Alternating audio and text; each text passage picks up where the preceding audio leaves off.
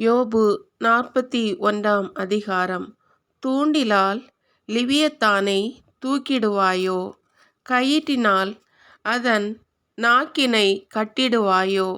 அதன் மூக்கிற்கு கயிறு இட உன்னால் முடியுமோ? அதன் தாடையில் கொக்கியினால் குத்த முடியுமோ? வேண்டுகோள் பல அது உன்னிடம் விடுக்குமோ? கனிவாக உன்னிடம் கெஞ்சுமோ? என்றும் உனக்கு ஏவல் புரிய உன்னுடன் அது உடன்படிக்கை செய்யுமோ? பறவை போல் துள்ளி அதனுடன் ஆடுவாயா? மகளிர்க்கென அதனை கட்டி வைப்பாயா? மீனவர் குழுவினர் அதன் மேல் பேரம் பேசுவார்களோ? அவர்கள் வணிகரிடையே அதை கூறு போடுவார்களோ? கூரிய முட்களால் அதன் தோலையும் மீன் எரி வேல்களால் அதன் தலையையும் குத்தி நிரப்புவாயோ? உன் கையை அதன் மேல் வைத்து பார். எழும் போராட்டத்தை மறக்க மாட்டாய். மீண்டும் அதை செய்ய மாட்டோம். இதோ தொடுவோர் நம்பிக்கை தொலைந்து போம். அதனை கண்டாலே ஒருவர் கதி கலங்குவார். அதை எழுப்பும் வீரம் எவருக்கும் இல்லை. பின்பு அதன் முன் நிற்க துணிபவர் யார்? அதனை எதிர்த்து உயிரோடிருந்தவர் எவராவது உண்டோ? விண்ணகத்தின் கீழ் அப்படிப்பட்டவர் யாருமில்லை.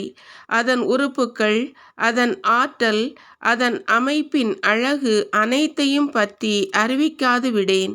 அதன் மேல் தோலை உரிப்பவர் யார்? அதன் தாடை இரண்டுக்கும் இடையே நுழைபவர் யார்? அதன் முகத்தில் வாயிலை திறப்பவர் யார்? அதன் பற்களை சூழ்ந்து பேரச்சமே உள்ளது.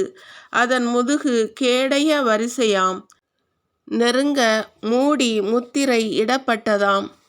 ஒன்றோடு ஒன்று ஒட்டி உள்ளது. காற்றும் அதனிடையே கடந்திடாது.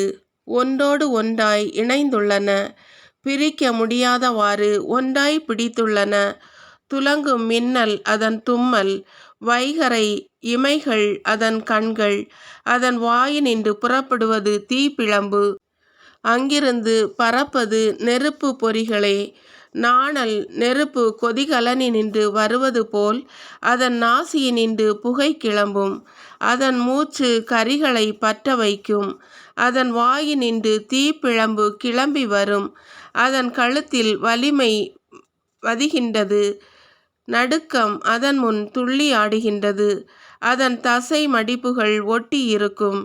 கெட்டியாயிருக்கும் அவற்றை அசைக்க ஒண்ணாது.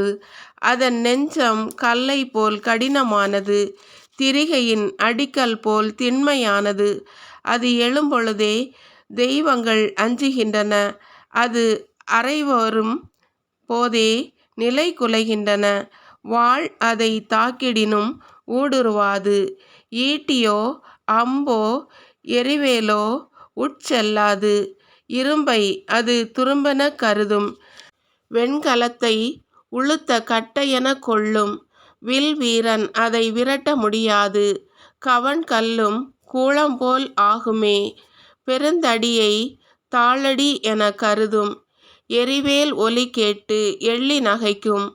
அதன் வயிற்றுப்புறம் ஒட்டு துண்டுகளின் அடுக்கு. அது சேற்றில் படுத்து கிடக்கையில் பரம்புக்கட்டை. கொதிகலமென அது கடலை பொங்கச் செய்யும். தைலச் சட்டியென அது ஆழியை கொப்பளிக்கச் செய்யும். அது போன பிறகு பாதை பளபளக்கும். கடலே நரைத்ததென கருதத் தோன்றும். அகிலத்தில் அதற்கு இணையாவது இல்லை.